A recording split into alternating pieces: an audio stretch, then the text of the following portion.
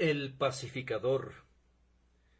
Bienaventurados los pacificadores, porque ellos serán llamados hijos de Dios. Mateo 5:9.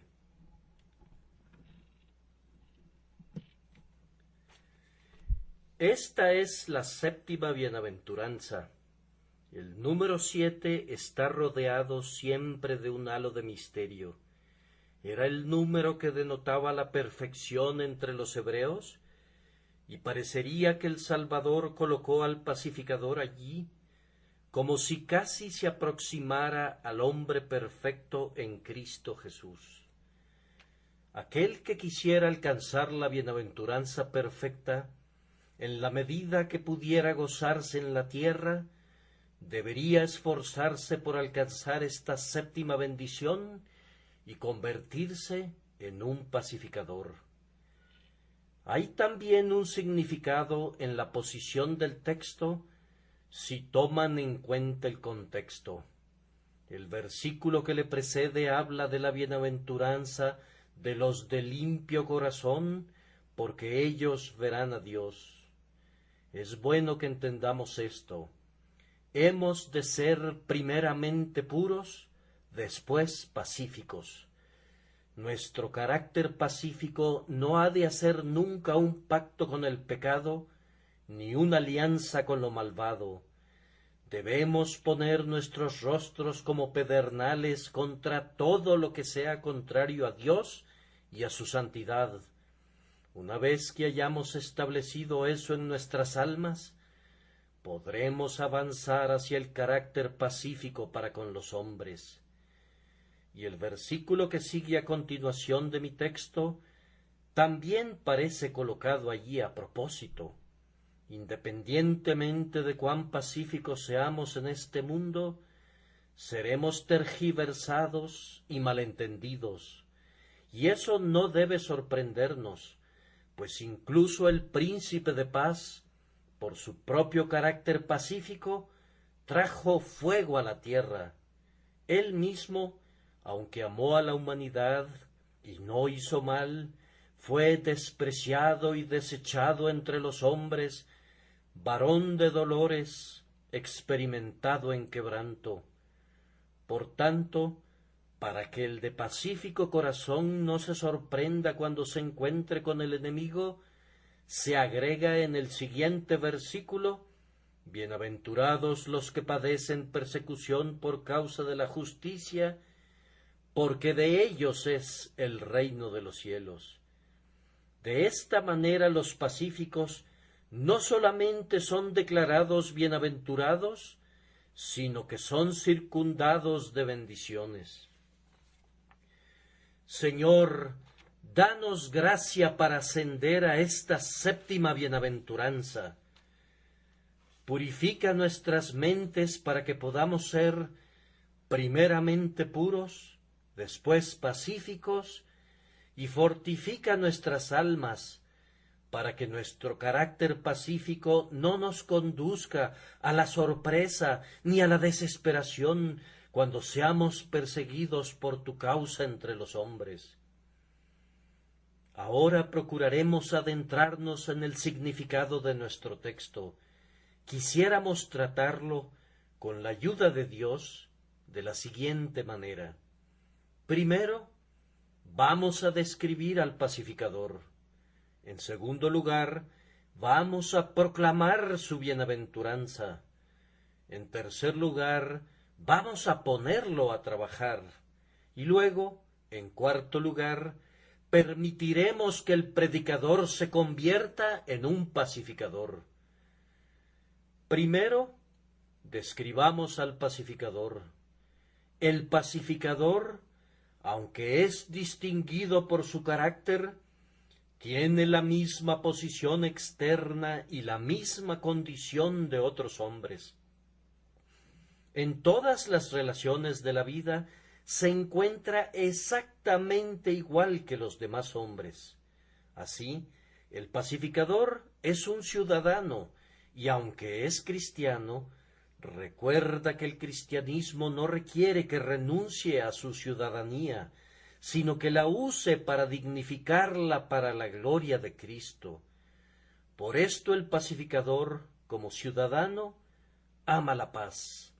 Si vive en esta nación, sabe que vive entre personas que son muy sensibles a su honor, y que son fácil y rápidamente susceptibles de provocación, que son un pueblo que es tan pugilístico en su carácter que la simple mención de guerra hace hervir su sangre y hace que se sientan inclinados a participar en una contienda de inmediato y con toda su fuerza. El pacificador recuerda la guerra con Rusia y se acuerda de cuán tontos fuimos al involucrarnos allá, pues el conflicto nos acarreó grandes pérdidas, tanto comerciales como monetarias, y ninguna ventaja perceptible. Sabe que esta nación ha sido arrastrada a la guerra a menudo por objetivos políticos y que usualmente la presión y la carga recaen sobre el pobre individuo trabajador, sobre aquellos que tienen que ganar sus ingresos con el sudor de su frente. Por tanto, aunque él, a semejanza de otros hombres, siente hervir su sangre y como un inglés de nacimiento siente correr por sus venas la sangre de los antiguos reyes del mar, reprime su reacción y se dice: no debo contender, pues el siervo de Dios debe ser amable para con todos, apto para enseñar, sufrido. Así que da su espalda a la corriente, y cuando escucha por todos lados el ruido de la guerra y ve que muchos están ansiosos por combatir, hace lo más que pueda para propiciar una corriente de aire refrescante y pide: sean pacientes, quédense tranquilos. Si esto es un mal, la guerra es el peor mal. Todavía no ha existido una mala paz y nunca hubo una buena guerra, dice, e independientemente de la pérdida que sostengamos por ser demasiado pasivos, perderíamos en verdad 100 veces más si fuésemos demasiado fieros. Y luego, en el caso involucrado, piensa cuán malo sería para las dos naciones cristianas que fuesen a la guerra, dos naciones que comparten la misma sangre, dos países que tienen realmente una relación más cercana que la de cualesquiera otros dos países sobre la faz de la tierra, que rivalizan en cuanto a sus instituciones liberales, dos naciones que coadyuvan en la propagación del Evangelio de Cristo, dos naciones que tienen en su seno más elegidos de Dios y más verdaderos seguidores de Cristo que las demás naciones bajo el cielo. Sí, él piensa para sí que no sería bueno que los huesos de nuestros hijos e hijas fueran destinados a generar el abono de nuestros campos como lo han hecho en el pasado. Recuerda que los granjeros de Yorkshire trajeron a casa desde Waterloo la tierra vegetal con la que abonaron sus propios campos, es decir, la sangre y los huesos de sus propios hijos e hijas, y no considera conveniente que las praderas de América sean enriquecidas con la sangre y los huesos de sus hijos. Y por otro lado, piensa que no mataría a otro hombre, sino que preferiría que lo mataran, y considera que la sangre sería para él un horrible espectáculo. Así que dice: lo que no quisiera ser yo mismo, no quisiera que otros lo hicieran por mí, y si no quiero ser un asesino, tampoco quisiera que otros murieran por mí.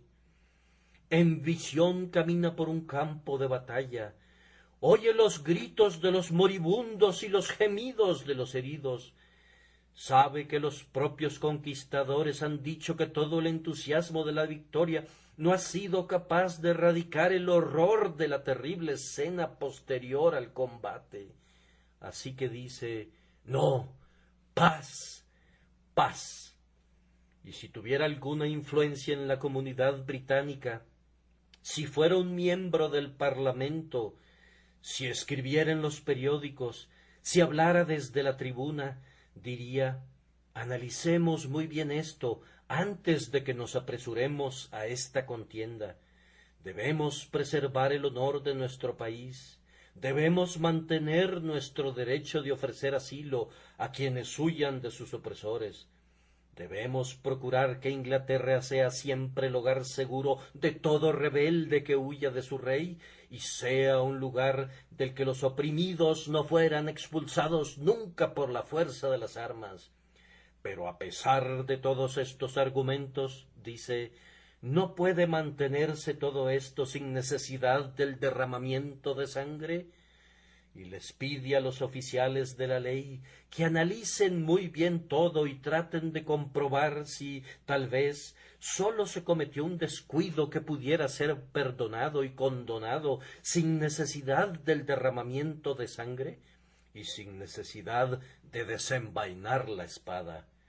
Bien, piensa que la guerra es monstruosa, que en el mejor de los casos es cruel, y que es el peor de todos los azotes, y considera a los soldados como las rojas ramitas de una vara sangrienta, y le ruega a Dios que no hiera a la nación culpable de esta manera, sino que guardemos la espada por algún tiempo, para que no nos veamos sumidos en problemas, sobrecogidos de aflicción y expuestos a la crueldad que puede llevar a miles a la tumba y a multitudes a la pobreza.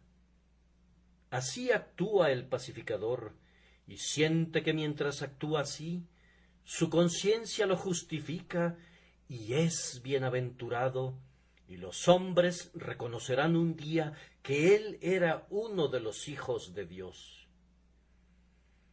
Pero el pacificador no es solamente un ciudadano, sino que también es un hombre, y si algunas veces no se mete en la política en general como hombre, piensa que su política personal ha de ser siempre la de la paz.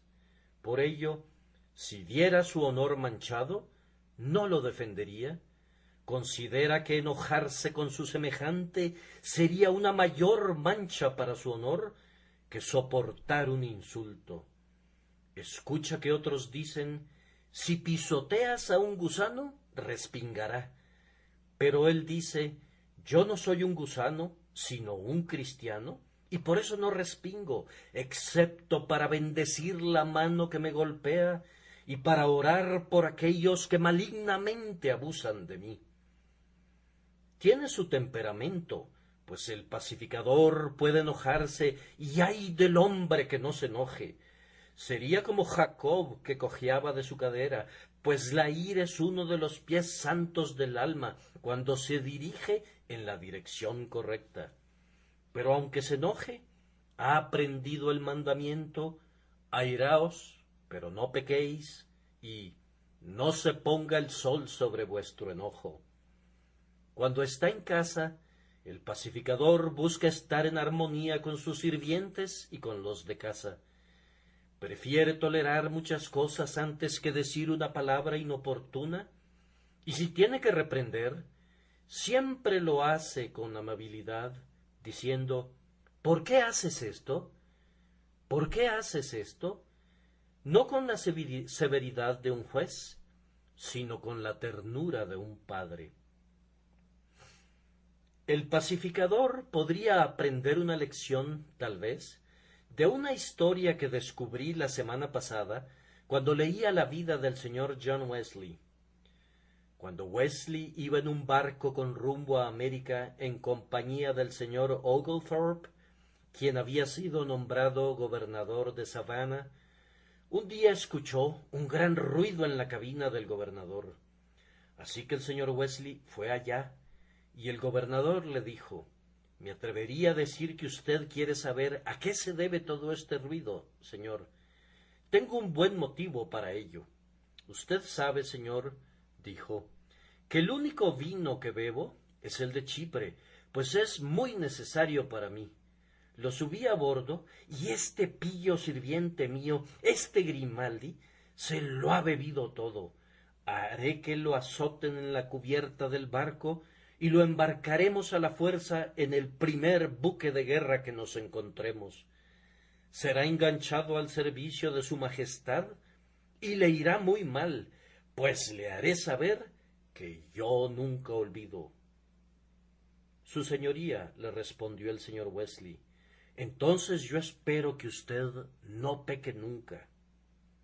La reprensión fue tan oportuna, tan aguda y tan necesaria, que el gobernador replicó al instante: «Ay, señor, yo sí peco, y he pecado en lo que acabo de decir. Por lo que me ha dicho, será perdonado. Espero que no vuelva a hacerlo». De esta manera, el pacificador piensa siempre que, puesto que él mismo es un pecador responsable ante su propio Señor, es mejor que no sea un patrón muy duro para con sus siervos, para no provocar a su Dios si los provoca a ellos. El pacificador va también más allá, y cuando tiene compañía algunas veces se enfrenta con menosprecios e incluso con insultos, pero aprende a soportar todo esto, pues considera que Cristo sufrió tal contradicción de pecadores contra sí mismo. El santo Cotton Mather, un grandioso teólogo puritano de los Estados Unidos, había recibido un sinnúmero de cartas anónimas que lo ultrajaban grandemente. Habiéndolas leído y guardado, puso una cinta de papel alrededor de ellas y escribió sobre esa cinta, cuando colocó las cartas sobre un estante: «Libelos. Padre, perdónalos». Eso es lo que hace el pacificador. Dice de todas estas cosas: son libelos. Padre, perdónalos. Y no se apresura a defenderse, sabiendo que aquel a quien sirve cuidará de que su buen nombre sea preservado, si él mismo se cuida de su caminar en medio de los hombres. Se mete a un negocio, y a veces le ocurre al pacificador que se dan ciertas circunstancias en las que se ve grandemente tentado a acudir a la ley, pero no acude nunca, a menos que se vea obligado a hacerlo, pues él sabe que involucrarse con los procesos legales es como jugar con herramientas filosas, y que incluso los que son hábiles en el uso de esas herramientas se cortan los dedos. El pacificador recuerda que la ley es sumamente beneficiosa para aquellos que la ejercen profesionalmente. Sabe también que mientras los hombres dan una moneda de plata al ministerio para el bien de sus almas, y mientras pagan una guinea a su médico para el bien de sus cuerpos, tienen que gastar 100 libras esterlinas o hasta 500 como adeala para su abogado en la Corte Suprema de Justicia. Así que dice: no, es preferible que yo sea agraviado por mi adversario y que él saque una ventaja, a que los dos tengamos que perderlo todo. Así que pasa por alto algunas de estas cosas y descubre que, a la larga, no pierde más por renunciar a sus derechos algunas veces. Hay momentos en los que se ve obligado a defenderse, pero aun entonces está listo para cualquier negociación, dispuesto a ceder en cualquier momento y bajo cualquier circunstancia. Ha aprendido el viejo adagio que reza: una onza de prevención es mejor que un kilo de remedio, y lo tiene en cuenta para ponerse de acuerdo con su adversario pronto, entre tanto que está con él en el camino, y no se involucra en la contienda, sino que la evita, y si no pudiera evitarla, busca acabarla tan pronto como sea posible, como delante de Dios. Y luego, el pacificador es un vecino, pero no busca nunca entrometerse en las disputas de sus vecinos, y menos aún si se trata de una disputa entre su vecino y su esposa, pues sabe muy bien que si esos dos están en desacuerdo, pronto estarán de acuerdo en estar en desacuerdo con él, si se entrometiera con ellos. Si se llegara a solicitar su intervención cuando hay una disputa entre dos vecinos, nunca los incita a la animosidad, sino que les dice: no hacen bien, hermanos míos, ¿por qué contender el uno contra el otro? Y aunque no apoya al lado culpable, sino que busca hacer justicia, siempre mitiga su justicia con misericordia y le dice al que ha sido afectado: ¿no puedes tener la nobleza de perdonar? Y a veces se coloca entre los dos cuando están muy enojados y recibe los golpes procedentes de ambos lados, pues sabe que eso hizo Jesús, que recibió los golpes de su Padre y los que le propinamos nosotros también, de tal forma que sufrió en lugar nuestro para que se diera la paz entre Dios y el hombre.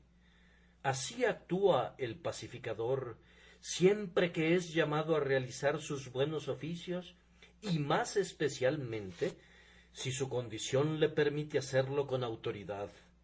Se esfuerza, cuando se sienta en el tribunal, para no llevar el caso a juicio si pudiera arreglarse de otra manera.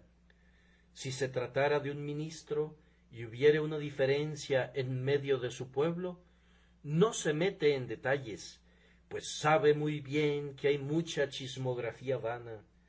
Más bien dice: paz a las olas y silencio a los vientos, y así convida a los hombres a la vida.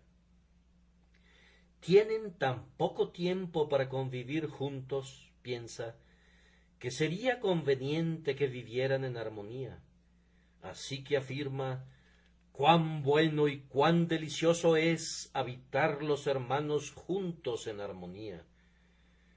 Pero además, el pacificador considera que su título más elevado es el de ser un cristiano. Siendo cristiano, se une a alguna iglesia cristiana y allí, como pacificador, es como un ángel de Dios. Incluso hay iglesias que están doblegadas por las debilidades, y esas debilidades son la causa de que los cristianos y las cristianas difieran algunas veces. Así que el pacificador dice: esto es indigno, hermano mío, vivamos en paz. Y recuerda lo que Pablo dijo: ruego a Evodia y a Síntique que sean de un mismo sentir en el Señor. Y piensa que si Pablo les rogó a estas dos mujeres que fueran de un mismo sentir, la unidad debe ser algo bendito, y trabaja para lograrla. Y algunas veces el pacificador, cuando detecta que podrían brotar algunas diferencias entre su denominación y otras denominaciones, acude a la historia de Abraham y lee cómo los pastores de Abraham contendían con los pastores de Lot, y nota que en el mismo versículo dice: y el cananeo y el fereceo habitaban entonces en la tierra. Entonces considera que era una vergüenza que, allí donde había fereceos de quienes cuidarse, los seguidores del verdadero Dios tuvieran desacuerdos. Dice a los cristianos: no hagan esto, pues hacemos que el diablo se divierta. Deshonramos a Dios, dañamos nuestra propia causa, arruinamos las almas de los hombres. Y dice: envainen sus espadas, guarden la paz y no luchen entre ustedes.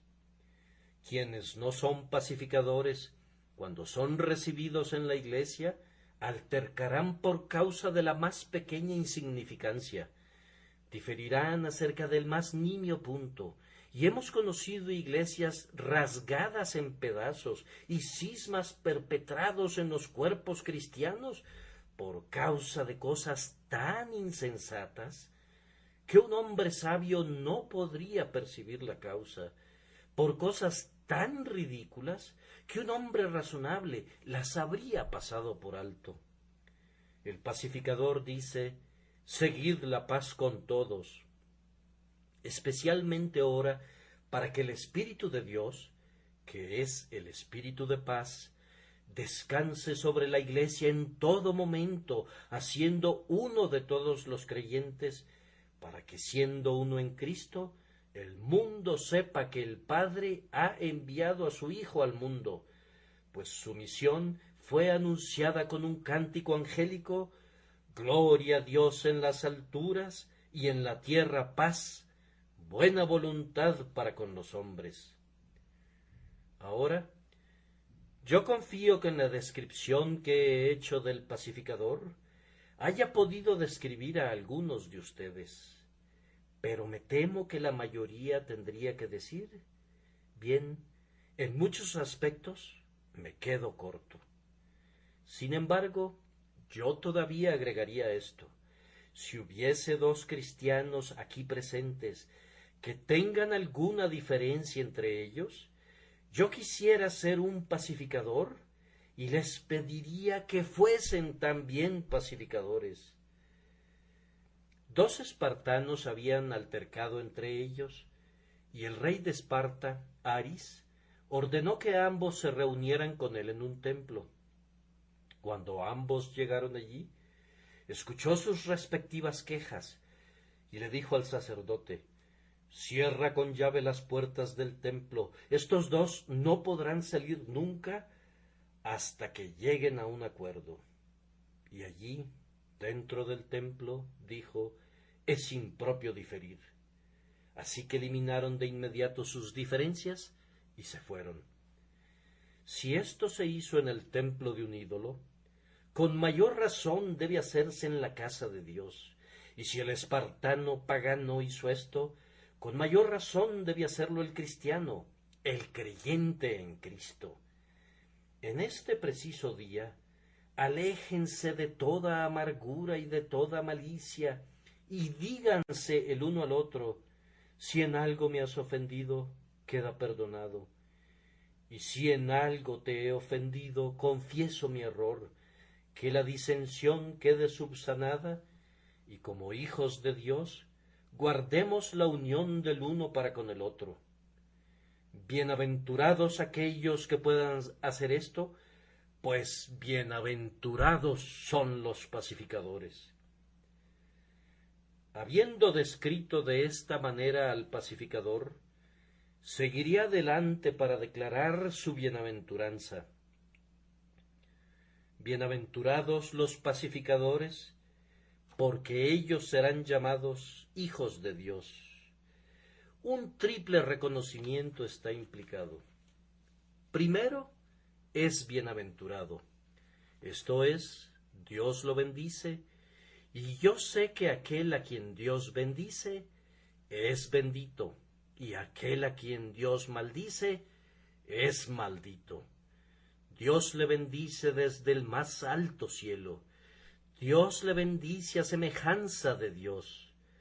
Dios le bendice con las abundantes bendiciones que están atesoradas en Cristo. Y mientras Él es bendito de Dios, esa bendición es esparcida a través de su propia alma. Su conciencia da testimonio que, como a los ojos de Dios, por medio del Espíritu Santo, ha buscado honrar a Cristo entre los hombres. Más especialmente es bendito mayormente cuando es más asediado por las maldiciones, pues entonces reconoce la enseñanza: así persiguieron a los profetas que fueron antes de vosotros. Y aunque ha recibido el mandamiento de regocijarse en todo momento, tiene el mandamiento especial de estar sumamente alegre cuando es maltratado. Por tanto, si por hacer el bien es llamado a sufrir, lo acepta tranquilo y se goza de llevar de esta manera una parte de la cruz del Salvador. Cuando se retira a su cama, ningún sueño de enemistad turba su descanso.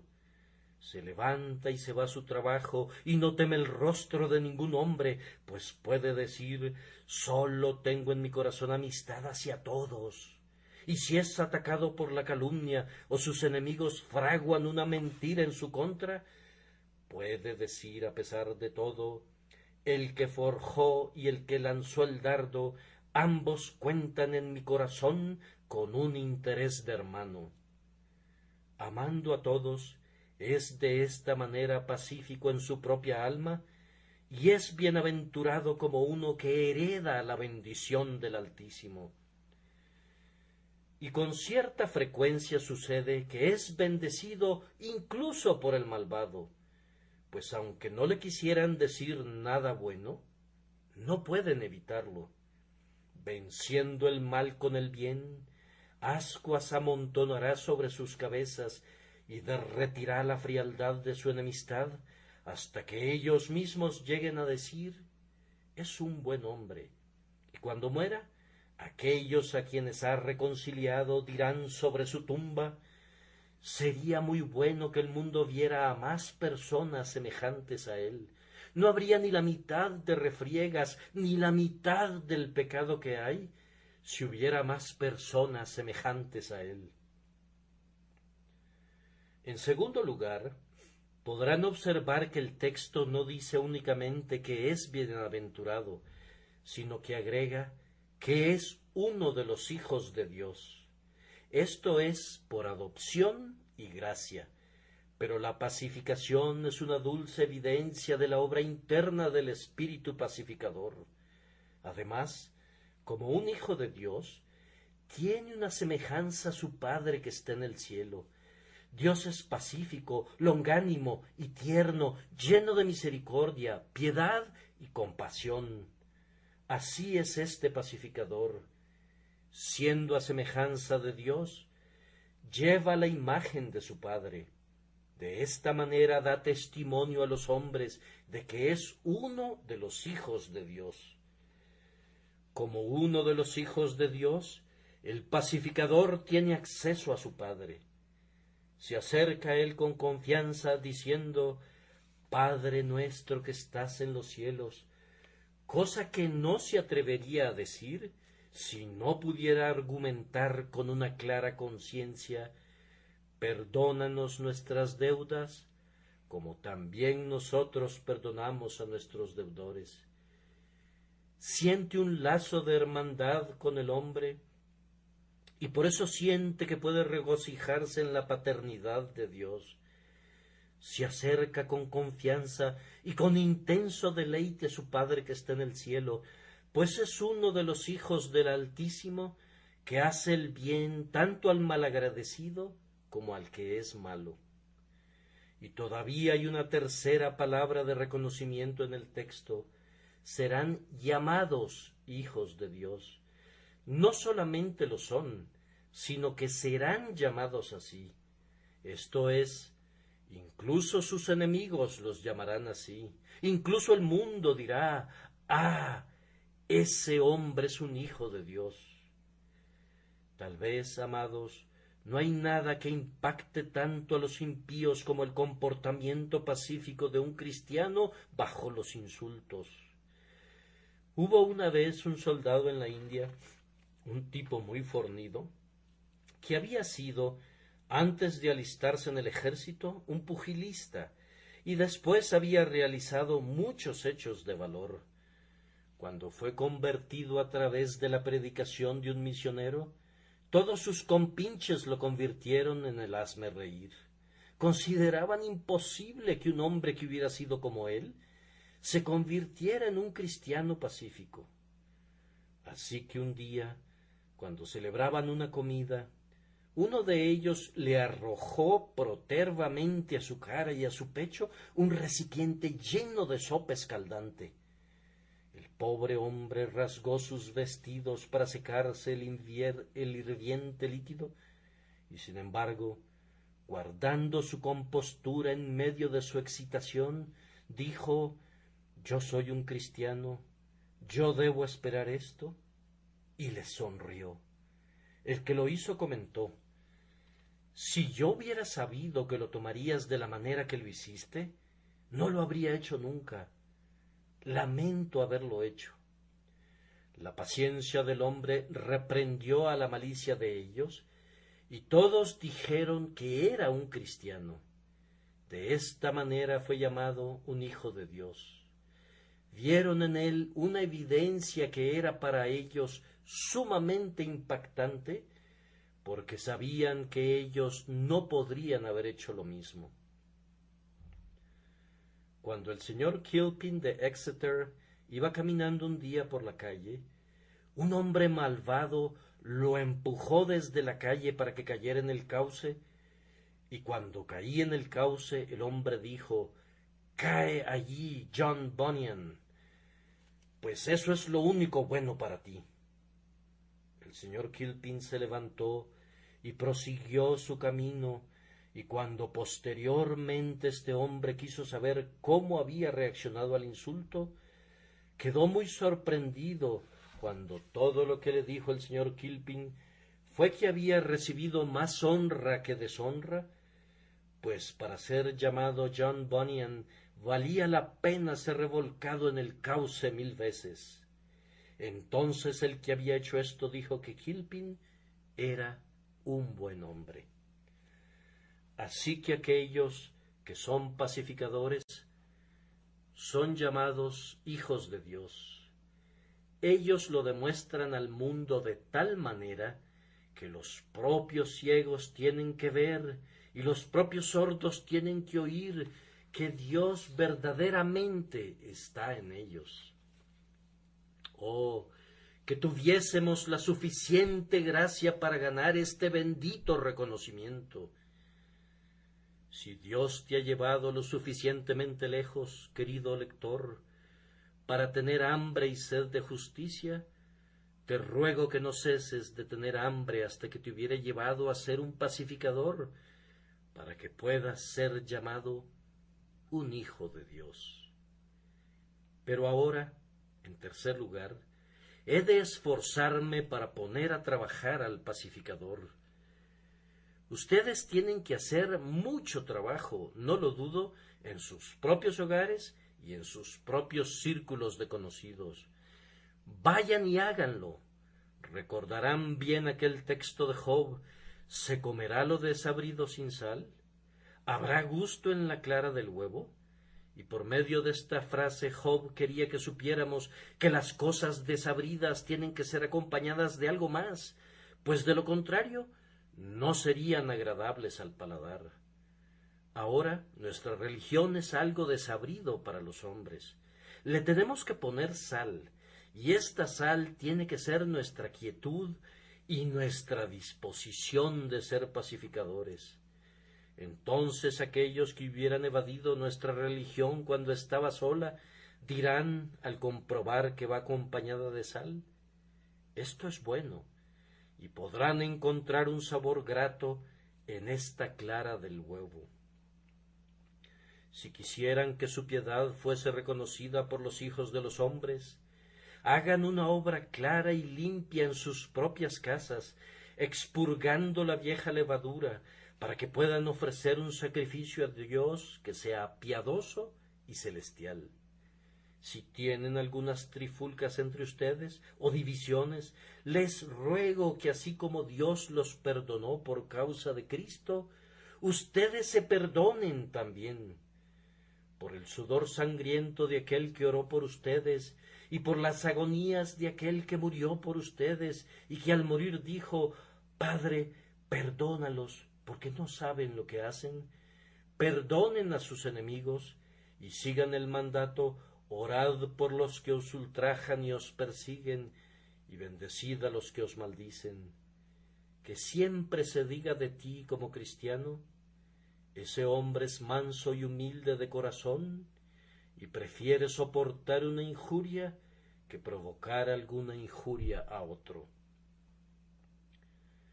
Pero el principal trabajo que quiero ponerles a hacer es este. Jesucristo fue el más grande de todos los pacificadores. Él es nuestra paz. Él vino a establecer la paz con el judío y con el gentil, pues de ambos pueblos hizo uno, derribando la pared intermedia de separación. Él vino a establecer la paz entre todas las nacionalidades en pugna, pues ya no somos griegos, bárbaros ni escitas, siervos ni libres, sino que Cristo es el todo y en todos. Él vino a establecer la paz entre la justicia de su Padre y nuestras almas ofensoras, y ha obtenido la paz para nosotros por medio de la sangre de su cruz. Ahora, ustedes que son los hijos de paz, esfuércense como instrumentos en sus manos para lograr la paz entre Dios y los hombres. Eleven sus oraciones al cielo por las almas de sus hijos. No permitan que cesen jamás las súplicas por las almas de todos sus conocidos y parientes. Oren por la salvación de todos sus semejantes que perecen. Así serán pacificadores. Y cuando hubieren orado, usen todos los medios a su alcance.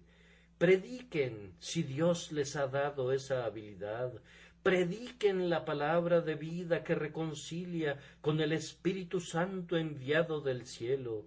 Enseñen, si no pueden predicar, enseñen la palabra, insten a tiempo y fuera de tiempo. Siembren junto a todas las aguas, pues el Evangelio habla mejor que la sangre de Abel y clama la paz para los hijos de los hombres. Escríbanle a sus amigos acerca de Cristo, y si no pueden hablar mucho, hablen un poco de Él, pero establezcan como el objetivo de su vida ganar a otros para Cristo. No se queden satisfechos nunca con ir solos al cielo. Pídanle al Señor que puedan ser los padres espirituales de muchos hijos y que Dios los bendiga, permitiéndoles participar grandemente en la recolección de la cosecha del Redentor.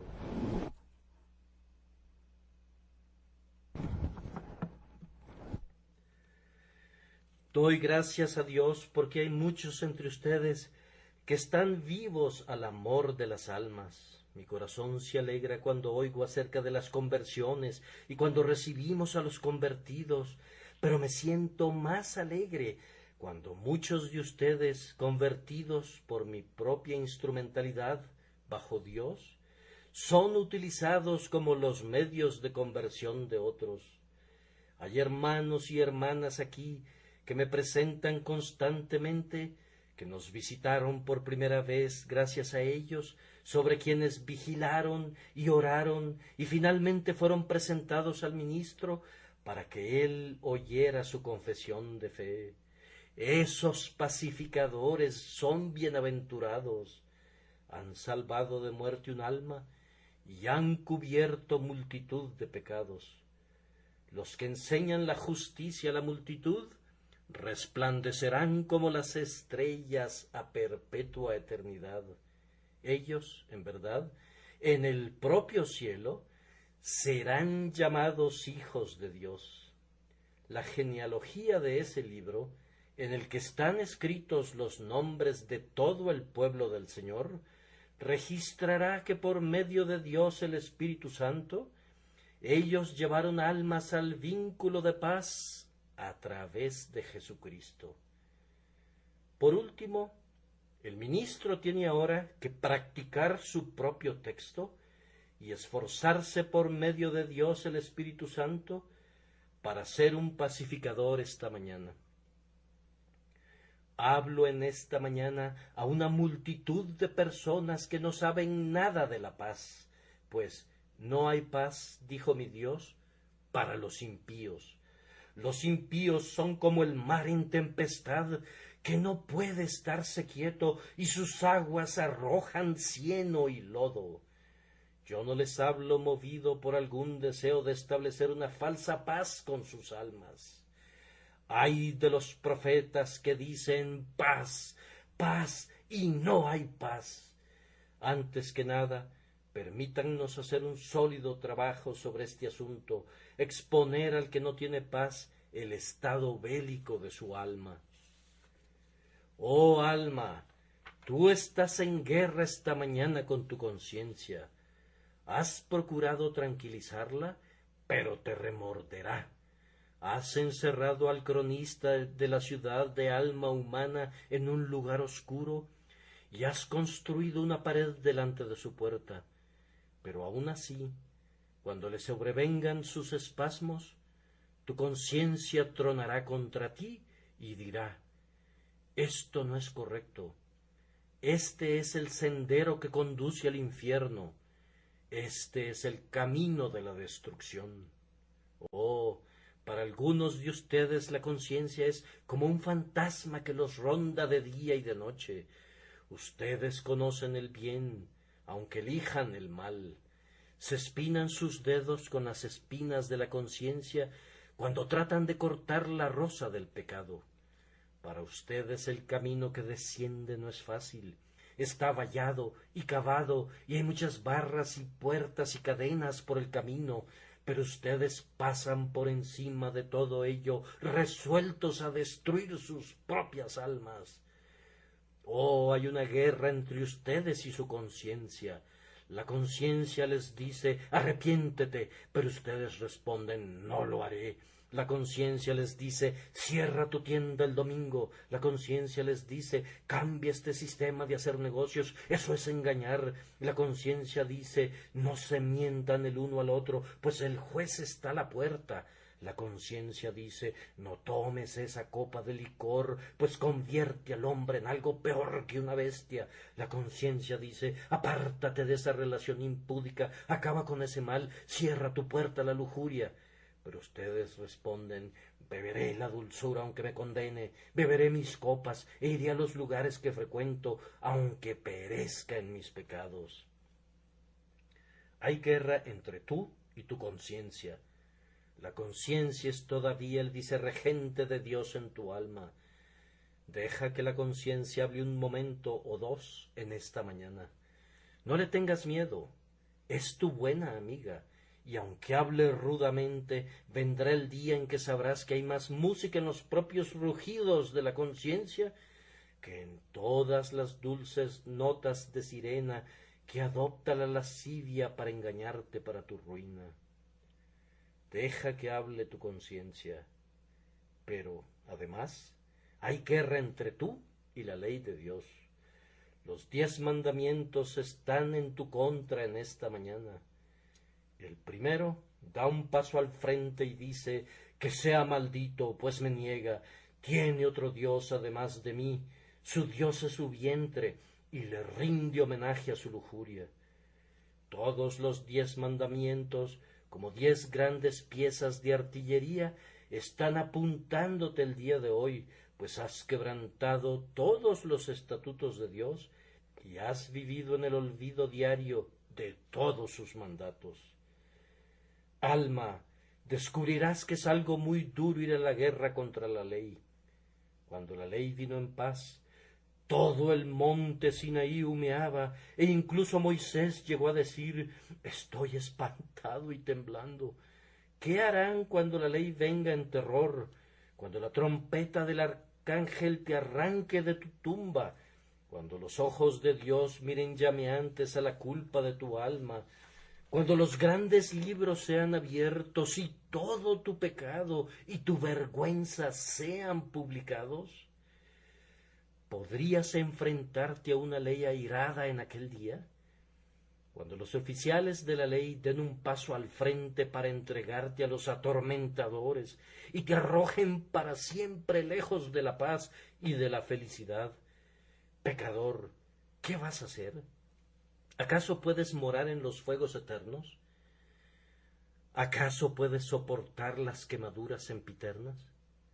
Oh hombre, ponte de acuerdo con tu adversario pronto, entre tanto que estás con él en el camino. No sea que el adversario te entregue al juez, y el juez al alguacil, y seas echado en la cárcel.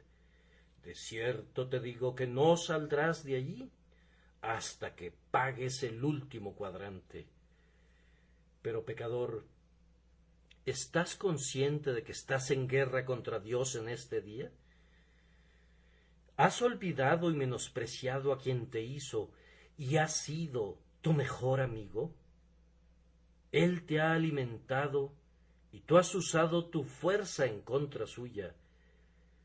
Él te ha vestido, los vestidos con los que cubres tu espalda hoy son la librea de su bondad, y sin embargo, en lugar de ser el siervo de aquel cuya librea vistes, eres el esclavo de su mayor enemigo. El simple aire que fluye por tus fosas nasales es un préstamo de su caridad, y sin embargo tú usas ese aliento para maldecirle, o lo usas en la lascivia o en la conversación indecorosa para deshonrar sus leyes.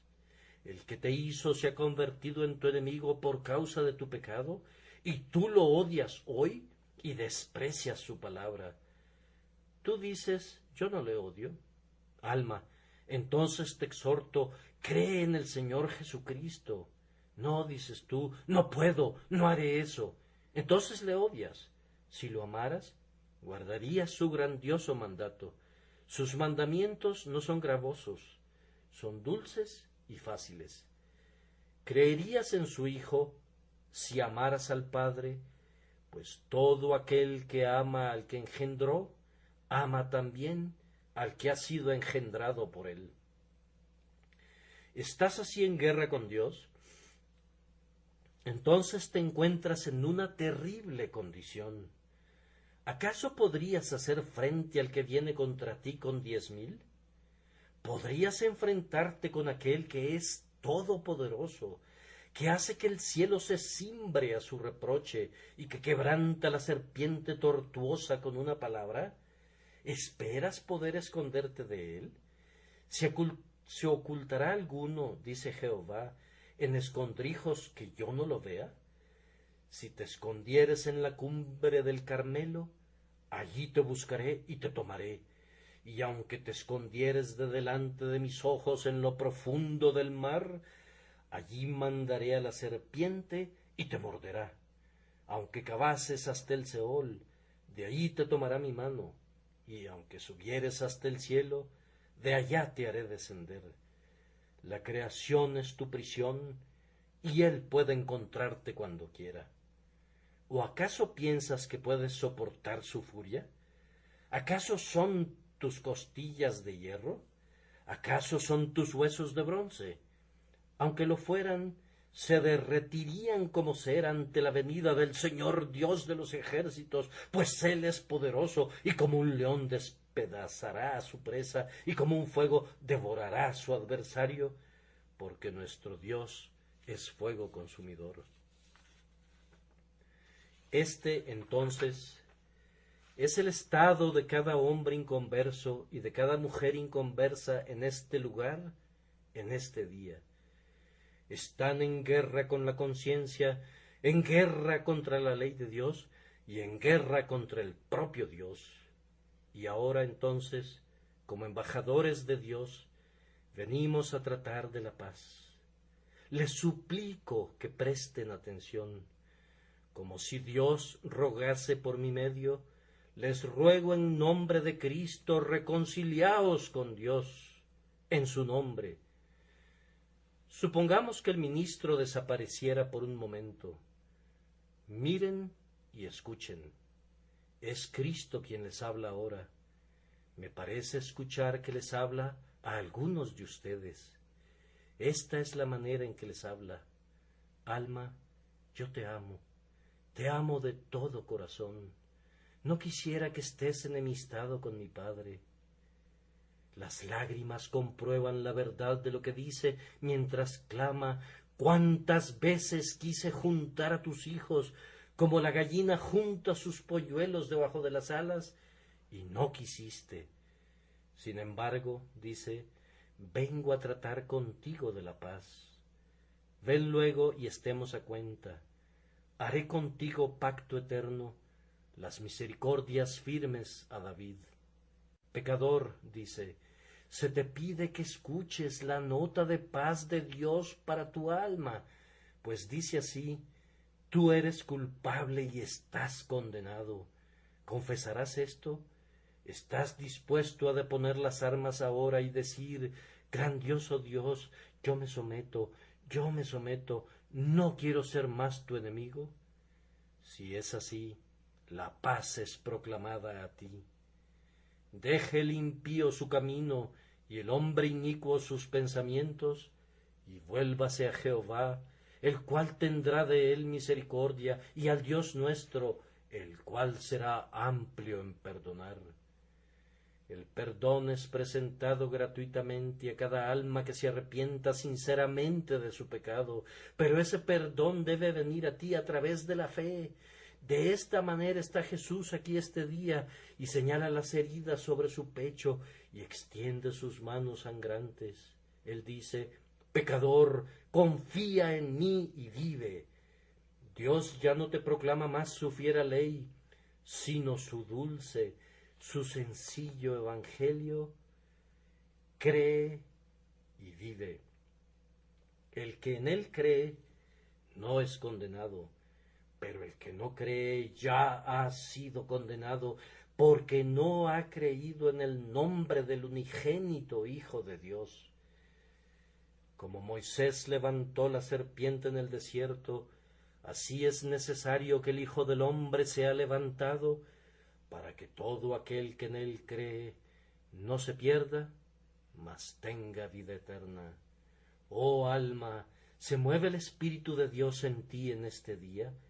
Dices: Señor, quiero estar en paz contigo. ¿Estás dispuesto a aceptar a Cristo bajo sus propios términos, aunque no son términos para nada? Establecen simplemente que no haya términos en el asunto, sino que te entregues cuerpo, alma y espíritu para ser salvado por Él. Ahora, si mi Señor estuviese aquí visiblemente, pienso que le suplicaría de tal manera que muchos de ustedes dirían: Señor, yo creo, quiero estar en paz contigo. Pero ni siquiera el propio Cristo convirtió a ningún alma aparte del Espíritu Santo, e incluso él como predicador no ganó a muchos para él, pues eran de un corazón empedernido. Si el Espíritu Santo estuviese aquí, podría bendecirlos abundantemente mientras yo suplico en el nombre de Cristo como si él mismo les suplicara. Alma, ¿quieres recibir a Cristo o no? Jóvenes, jovencitas, puede ser que no vuelvan a escuchar esta palabra predicada en sus oídos otra vez. ¿Morirán enemistados con Dios? Ustedes que están sentados aquí, siendo todavía inconversos, su última hora podría llegar antes de que salga el sol de otro domingo. Puede ser que ya no vean el mañana. Se adentrarán en la eternidad como enemigos de Dios en vuestra mente, haciendo malas obras. Alma, ¿recibirás a Cristo o no? Di que no, si quieres decirlo. Di: no, Cristo, no seré jamás salvado por ti. Dilo, mira el asunto de frente, pero yo pido que no digas: yo no voy a responder. Vamos, da alguna respuesta en este día. ¡Ay, en este día! Demos gracias a Dios porque puedes dar una respuesta. Demos gracias a Dios porque no estás en el infierno. Demos gracias a Dios porque tu sentencia no ha sido pronunciada, porque no has recibido lo que mereces. Que Dios te ayude a dar la respuesta correcta. ¿Recibirás a Cristo o no? No soy apto. No se trata de aptitud, solo es: ¿lo recibirás? Yo soy negro. Él vendrá a tu negro corazón y lo limpiará. Oh, pero yo tengo un corazón empedernido. Él vendrá a tu endurecido corazón y lo ablandará. ¿Lo recibirás? Tú puedes recibirlo si quisieras. Cuando Dios hace que un alma quiera, es una clara prueba que quiere darle a Cristo a esa alma. Y si tú quieres, Él también quiere. Si Él ha hecho que quieras, puedes recibirlo. Oh, dirá alguno, no puedo pensar que yo pueda recibir a Cristo. Alma, tú puedes recibirlo ahora. María, Él te llama. Juan, Él te llama. Pecador, quien quiera que seas en medio de esta gran muchedumbre, si hubiera en tu alma en este día una santa disposición hacia Cristo, ay, o si hubiese al menos un desfalleciente deseo hacia Él. Él te llama, Él te llama. Oh, no te demores, sino ven y confía en Él.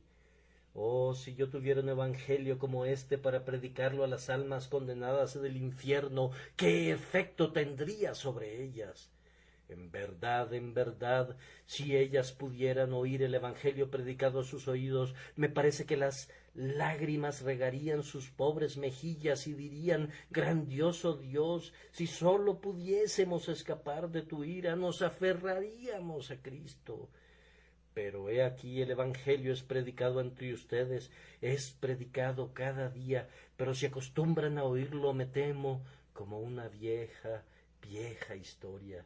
Tal vez se deba a mi pobre manera de predicarlo, pero Dios sabe que si supiera cómo explicarlo mejor, lo haría.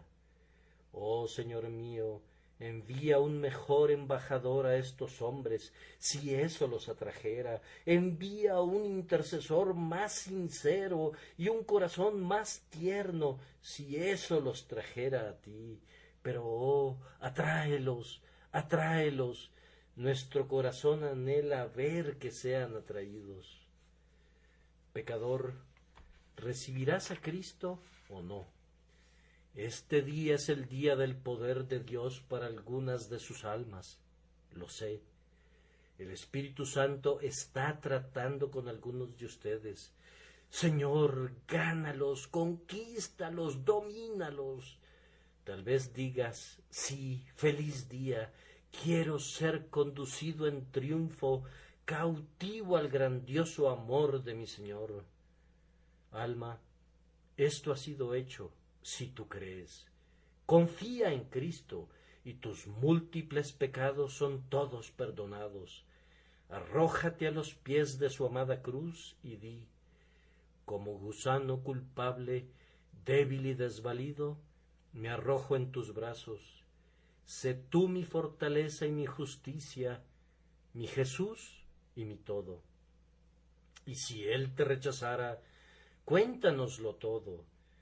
Si Él te desairara, queremos enterarnos. Nunca hubo un caso así. Él siempre ha recibido a los que se acercan. Él es un Salvador generoso y sincero. Oh pecador, Dios te trae para que pongas tu confianza en Él de una vez por todas. Espíritus que moran en lo alto, afinen sus arpas nuevamente. Hay un pecador nacido a Dios en este día. Dirige tú la alabanza, oh Saulo de Tarso, y acompaña tú con la más dulce música, oh María, la pecadora. Que la música resuene hoy delante del trono, pues han nacido herederos de la gloria e hijos pródigos han regresado. A Dios sea la gloria eternamente y para siempre. Amén.